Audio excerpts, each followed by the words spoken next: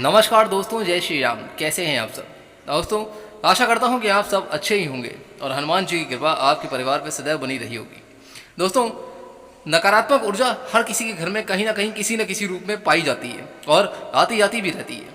कुछ उपाय, कुछ पूजा पाठ करके हम इस नकारात्मक ऊर्जा को अपने घर से तो दूर कर सकते हैं, लेकिन कभी कभार ऐसा भी हो जाता है कि हमारे घर की कुछ ऐसी चीज़ें भी होती हैं जो नकारात्मक ऊर्जा को पैदा करती हैं, हमारे आसपास होती हैं लेकिन हम देख नहीं पाते।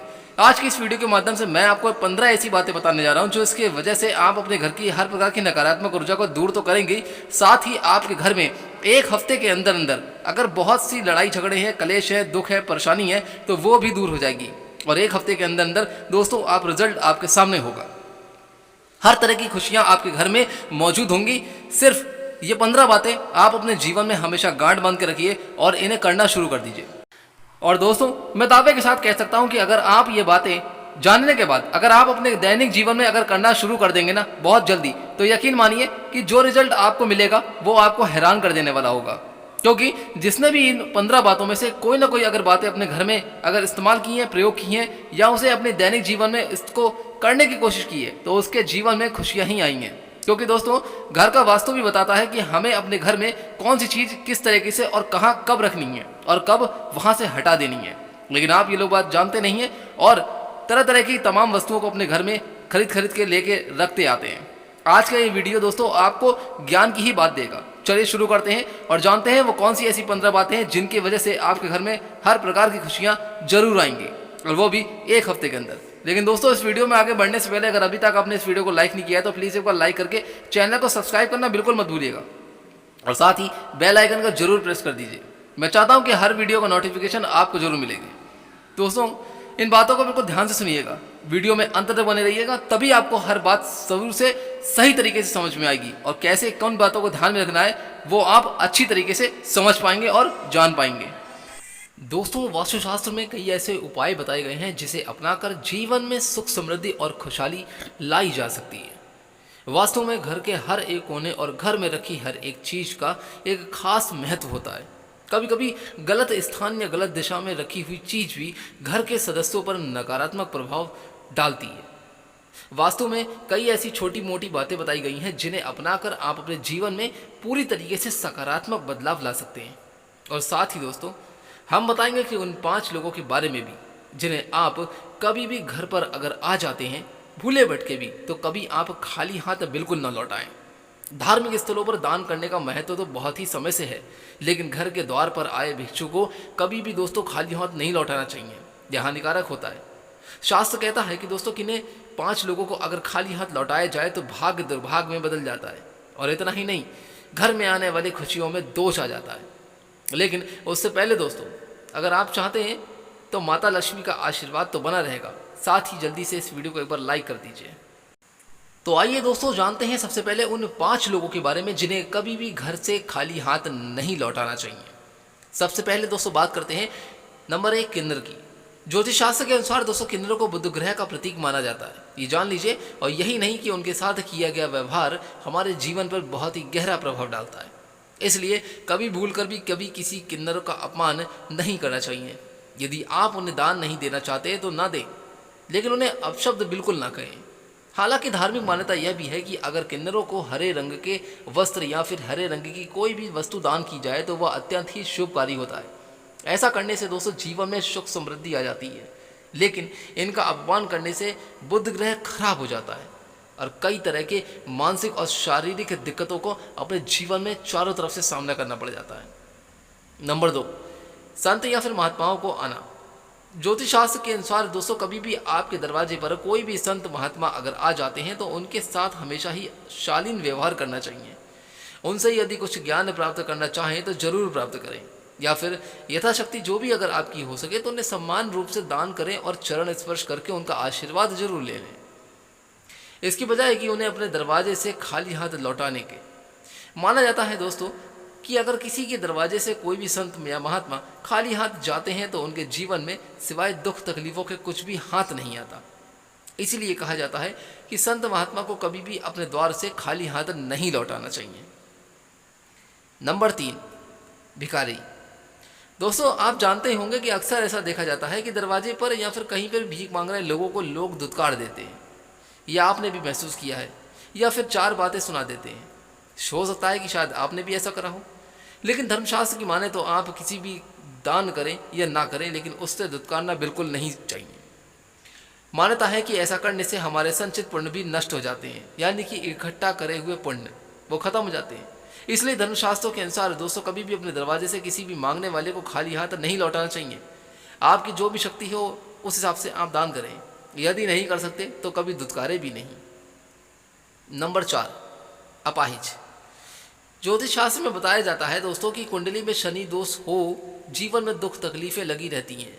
लेकिन कई बार ऐसा भी होता है कि हम जीवन में सब कुछ सही कर रहे होते हैं, लेकिन उसके बावजूद भी इसके बाद भी जीवन में दुख तकलीफें कम होने का नाम ही नहीं लेती, और इसी वजह से हम हमेशा परेशान रहते हैं। तो ध्यान दें कि कहीं आप भी अपने दरवाजे से किसी ज़रूरतमंद को खाली हाथ तो नहीं लौटा रहे हैं, या फिर किसी ऐसे व्यक्ति को जो कि ज़रूरतमंद भी हो और दिव्यांग भी। तो ध्यान रखें कि कभी भी ऐसा ना करें, क्योंकि दिव्यांग जनों को राहु और शनिदेव का प्रतीक माना गया है। यही वजह है दोस्तों कि इन जातकों को कभी भी दरवाजे से खाली हाथ नहीं भेजना चाहिए। इसलिए कुछ भी हो अपनी सहन शक्ति के हिसाब से इन्हें जरूर कुछ दें। नंबर 5, बहन या बेटी। विवाह के बाद जब भी बहन या बेटी घर पर आए तो उसका पूरी तरीके से ध्यान रखना चाहिए। इन्हीं के भाग्य से आपकी किस्मत भी चमक सकती है। बहन बेटी को खाली हाथ विदा नहीं करना चाहिए। इसके अलावा अगर आपका कोई भी धार्मिक या फिर आध्यात्मिक गुरु है और वह घर आए तो उसका विधि विधान से सम्मान करें, पैर छूकर उनका आशीर्वाद लें और वस्त्र दक्षिणा देकर उन्हें घर से विदा करें। अब बात करते हैं दोस्तों कि उन वास्तु टिप्स के बारे में, उन वास्तु की बातों के बारे में। नंबर 1, वास्तु में घर में प्रवेश द्वार पर तुलसी का पौधा लगाना बहुत ही शुभ माना जाता है। तुलसी का पौधा नकारात्मक ऊर्जा को खत्म करता है और घर में सकारात्मक ऊर्जा को बढ़ाता रहता है। इसे पूर्व दिशा में रखना चाहिए, लेकिन आप इसे उत्तर या उत्तर पूर्व में खिड़की के पास भी रख सकते हैं।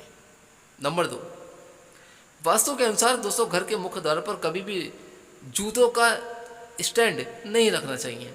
अगर आपके पास जगह नहीं है तो घर के मुख्य द्वार पर जूते चप्पल ना रखें, या मजबूरी है अगर आपने रखा हुआ है तो इसे कभी भी खुला ना रखें। इसे पश्चिम या दक्षिण दिशा में रखना चाहिए। नंबर 3, वास्तुशास्त्र के अनुसार दोस्तों अपने घर के मंदिर में देवी देवताओं पर चढ़ाए गए फूल हार दूसरे दिन ही हटा लेना चाहिए और भगवान को नए फूल हार अर्पित करने चाहिए। तुलसी, बेलपत्र, नारियल वाली पान, कमलगट्टा और अन्य फूल बाबत शास्त्रों में इन्हें जलाभिषेक के बाद उपयोग में लेने का विधान बताया गया है। नंबर 4, वास्तु के अनुसार दोस्तों लगातार नल से पानी टपकना अशुभ माना जाता है। इसी कारण से घर में आया हुआ धन कभी नहीं टिक पाता। इसलिए अगर घर में नल खराब है आपका तो उसे फौरन ही बनवा लेना चाहिए। इसके अलावा घर के दरवाजे में खोलते या बंद करते समय किसी भी तरह का कोई आवाज़ नहीं आनी चाहिए। नंबर 5, घर के मुख्य दरवाजे के आसपास किसी भी तरह का कोई बड़ा पेड़ या खंभा नहीं होना चाहिए। ऐसा होने से घर में आने वाली सकारात्मक ऊर्जा प्रभावित हो जाती है। नंबर 6, भारतीय संस्कृति में स्वास्तिक का विशेष महत्व प्राप्त है, ये आप जानते ही हैं। और वास्तुशास्त्र के अनुसार मेन गेट के ऊपर सिंदूर से स्वास्तिक चिन्ह बनाएं। यह चिन्ह 9 अंगुल लंबा और 9 अंगुल चौड़ा होना चाहिए। ऐसा करने से दोस्तों सौभाग्य और समृद्धि में वृद्धि हो जाती है और साथ ही रोग शोक में तुरंत कमी आ जाती है। नंबर 7, घर में कभी भी टूटे बर्तन या खाट का प्रयोग नहीं करना चाहिए। टूटे फूटे और बेकार बड़े बर्तन घर में जगह घेरते हैं और इसके साथ ही दोस्तों इसमें खाना परोसने से गरीबी बढ़ती है और वास्तु दोष भी पैदा होता है। साथ ही टूटी खाट रखने से धन की हानि होती है, इसलिए अपने घर में कभी भी टूटी खटिया ना रखें। नंबर 8, घर के सभी प्रकार के वास्तु दोष दूर करने के लिए मेन गेट पर एक ओर केले का वृक्ष और दूसरी ओर तुलसी का पौधा गमले में ही लगा दें। ऐसा करने से घर में न सिर्फ वास्तु दोष से मुक्ति मिल जाएगी बल्कि घर में सभी तरीके से सकारात्मक ऊर्जा का वास होगा और घर के सभी सदस्यों के में तरक्की भी होगी। नंबर 9, रसोई घर में घर की सुख समृद्धि के लिए बहुत ही खास माना गया है। दोस्तों अगर घर में रसोई घर अगर गलत स्थान पर है तो अग्निकोण में बल्ब जरूर लगा दें और हर रोज ध्यान से सुबह शाम उस बल्ब को जरूर जलाए रखें। इससे वास्तु दोष तो दूर होता ही है, साथ में घर में सुख समृद्धि का वास भी होता है।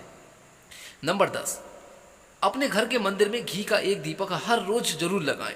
और शंख की आवाज़ को 3 बार सुबह और 3 बार शाम के समय करने से घर की सारी नकारात्मक ऊर्जा घर से बाहर निकल जाती है और ईश्वर का आशीर्वाद प्राप्त होता है।